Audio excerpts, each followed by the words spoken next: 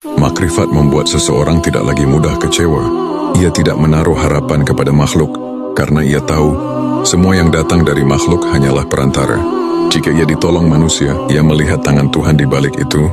Jika ia dikhianati manusia, ia pun melihat rencana Tuhan di balik luka itu. Ia tidak menolak siapapun, tapi juga tidak menggantungkan diri kepada siapapun. Ia mencintai tanpa melekat memberi, tanpa berharap kembali.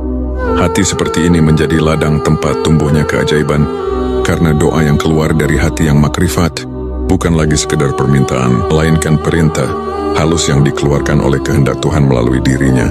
Doanya tidak perlu keras, cukup lirih, bahkan cukup dalam diam, karena alam semesta mengenal bahasa hatinya. Rahasia paling lembut dari makrifat adalah kesadaran bahwa segala sesuatu sudah selesai. Segala yang kamu perjuangkan, segala yang kamu takuti, segala yang kamu kejar, semuanya sudah tercatat dalam ketentuan yang sempurna. Engkau hanya sedang berjalan melewati naskah yang sudah ditulis oleh kasih Tuhan.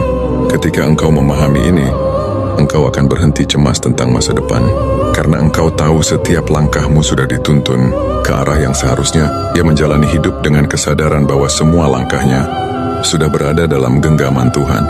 Maka setiap jatuh pun menjadi bagian dari tarian yang indah. Tanda orang makrifat juga bisa dilihat dari bagaimana ia menyikapi kehilangan saat sesuatu yang ia cintai diambil.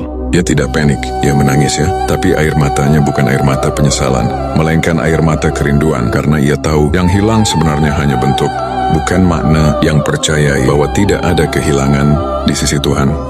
Yang ada hanyalah pemindahan dari satu keadaan ke keadaan lain yang lebih sesuai dengan kehendaknya. Orang makrifat tidak lagi merasa sendirian. Meski dalam kesunyian, ia tahu bahwa dalam setiap kesepian ada kehadiran yang lembut. Ia bisa duduk lama dalam diam dan merasakan kedamaian yang tidak bisa dijelaskan dengan kata-kata. Hatinya telah menjadi tempat singgah bagi cahaya yang dulu ia cari di luar. Dan ketika cahaya itu telah menetap, dunia luar tidak lagi mengguncangnya. Makrifat juga menumbuhkan rasa syukur yang tidak bersyarat. Orang biasa bersyukur ketika sesuatu yang baik datang, tapi orang makrifat bersyukur bahkan dalam penderitaan, karena ia tahu bahwa dalam setiap luka ada peluang untuk mendekat. Dalam setiap ujian ada pesan cinta yang ingin disampaikan.